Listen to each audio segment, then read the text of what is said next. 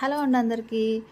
పండగ పేరు చెప్తే మనకి ఏంట్రా వచ్చేదంటే ఇంకా పని ఎక్కువ అవుతుందనమాట. డబల్ పని. ఇంట్లో పని చేసేది కాక ఇంకా డబల్ పనులు కూడా ఉంటాయన్నమాట. అలాగే తొలి ఏకాదశి కదండి. ఇంక అందుకని చెప్పేసి ఇంట్లో ఇల్లు అయి దులుపుకొని కడుక్కుందాం అని చెప్పేసి అనుకున్నాము.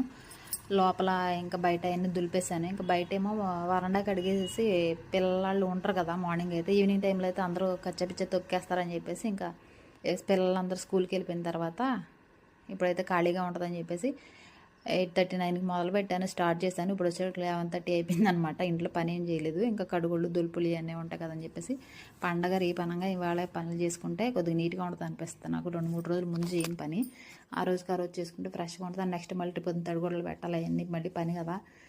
మరి అయితే మీరు తొలి ఏకాదశి పండుగ ఎట్లా చేసుకుంటున్నారో చెప్పేయండి.